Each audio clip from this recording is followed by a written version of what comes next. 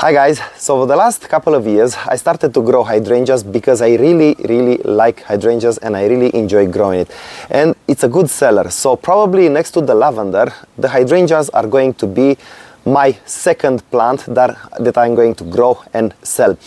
So I want to share with you from my experience about this couple of years that we have grown hydrangeas, and which one is best for you.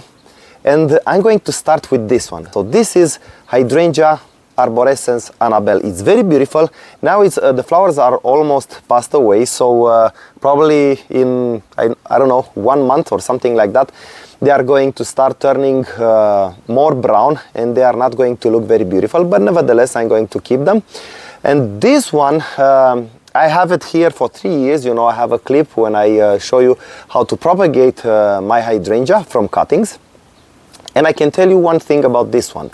So from my experience right now, Annabelle hydrangeas need half a day of sun and half a day of shade. If you can give it more shade than sun, that's perfectly fine, because what I've seen now for these 3 or 4 years since I started to grow hydrangeas is that arborescens type of hydrangeas does not go very well in the sun. So I can tell you that I've seen the plant for the last 2 months. So we have very high temperatures like last month, and actually this month also, we are in July. We have 42 Celsius degrees, and that's very hot.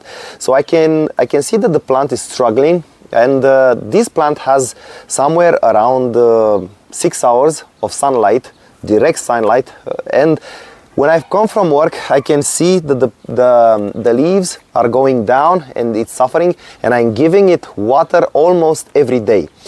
So you can really grow and enjoy arborescens, hydrangeas Annabelle, but you really must keep in mind that this plant does not go well in full sun.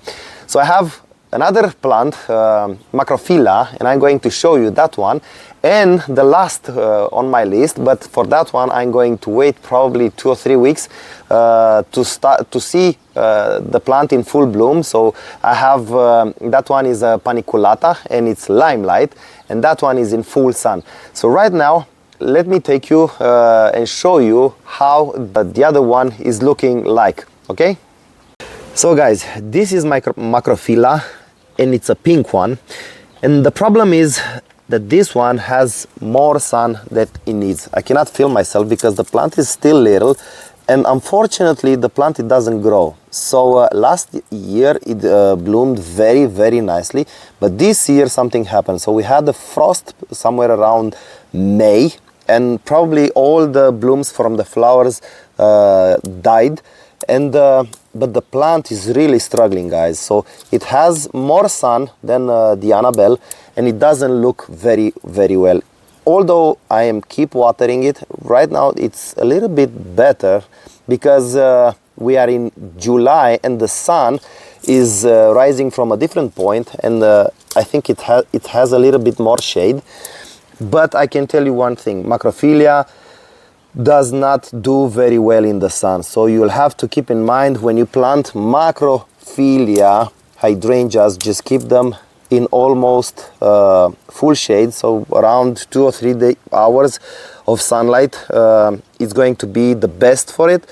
And yeah, I can tell you the plant doesn't go well. Probably I will try to move it from here when it's going in dormancy in the winter, because obviously it's not going to survive over here.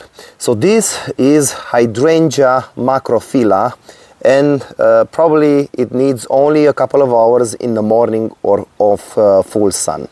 So right now let's go and see the hydrangea limelight, and that one is a paniculata. Okay guys, so right now we are in 30 of August, and this is how my limelight hydrangea is looking like. So it's looking beautiful. The flowers probably just passed a couple of weeks ago. So let me take you up close and show you how the plants are really looking like. So this one is a limelight, and the one from the middle, it's a silver dollar, but still paniculata hydrangea.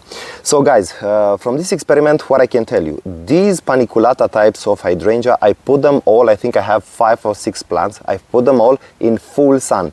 So although I saw the leaves dropping on the plant, they are suffering from the sun, because we had, as I told you, 40 Celsius degrees temperatures over here.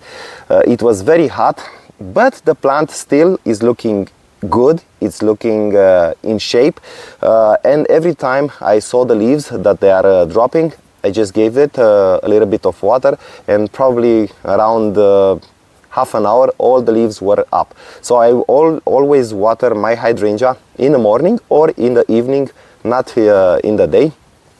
And what I can tell you, that they are, in comparison to the arborescens hydrangea, they are more hardy to sun. So this plant has 3 years old right now. It's looking good, but it doesn't compare as growth with the arborescens type, the Annabelle type of hydrangea.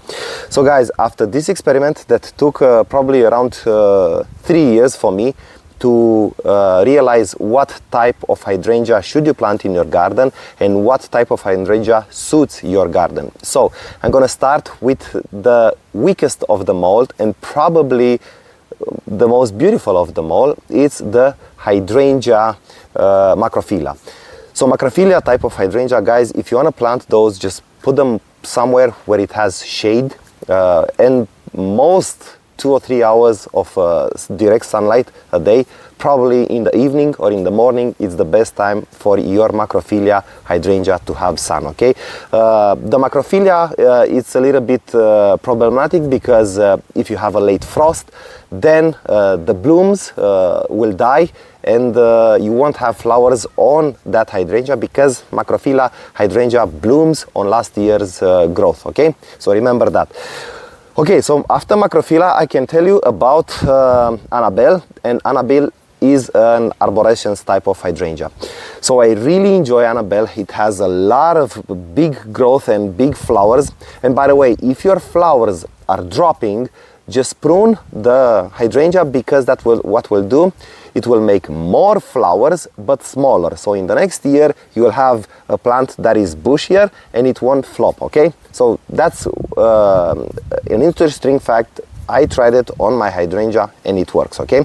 So the arborescens type of hydrangea, what I can tell you from my experience right now, from trying them 3 years, is that it's doing well in partly shade. So if you give the arborescens type of hydrangea around 4 hours of direct sunlight, I think they will be just fine, probably around in the morning or in the evening. But think of it, I'm in 6B, so it depends on what type of temperatures you have. So we had here, as I told you, 40 Celsius degrees. If you are in a more cool climate and you don't have that type of temperatures, and even in the fall, in the winter, you don't have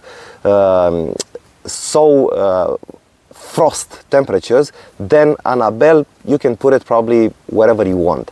But right now in my zone, in 6B, from this experiment, I realized that my Annabelle, it's okay with 4 hours, maybe 5, the most of it, 5 hours of direct sunlight, and as I told you, in the evening or in the morning. So it will do well. By the way, Annabelle is the fastest grower that we have here, the arborescens type of hydrangea.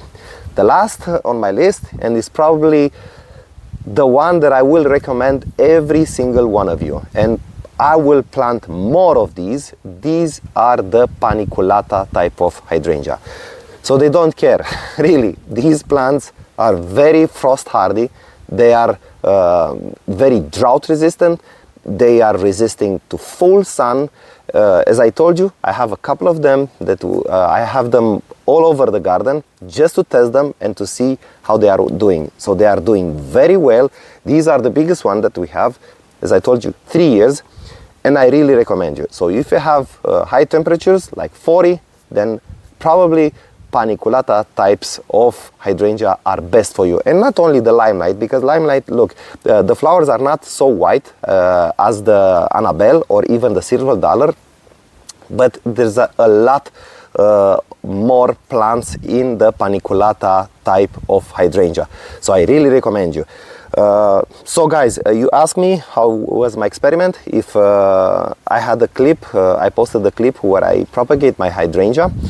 So these are the results. As you can see over here, they are doing quite well. I wanted to prune them. You see the difference. You have to realize that growing plants in pots is so different than growing them in the soil. So this is limelight, and right now what I'm going to do, I'm going to prune it around here to take cuttings to propagate more, because I really enjoy this kind of plant. And yes, they are looking quite good, but these types of hydrangea are those that I propagated from a cutting that has a node in the soil. So the other ones I propagated in the spring, some of Hydrangea Annabelle, and I put them small cuttings without a node inside the soil. Those took very well, but my problem is that I had them in the greenhouse, and around April we had a heat wave and it killed all of my cuttings. So these are from the last year, from this one, from my clip on how to propagate your hydrangea, and these are those. So I have probably 5 or 6 plants just like this, and they are doing very well. So it's very easy to propagate them, but for the sake of your plant, just put a node in the soil, okay? You can try without a node. I will try again, but until I don't know if the plants are going to take roots, the cuttings are going to take roots, I am not going to tell you to propagate your hydrangea from a cutting that doesn't have any node in the soil, okay? So at least 2 nodes, one in the soil and one from the leaves to take, okay? So guys, this is my experiment. I hope you enjoyed this video. Please subscribe to the channel and give it a like. If you have any questions, post them in the comment section below. Thank you for watching, guys, and until next time, see you. Bye.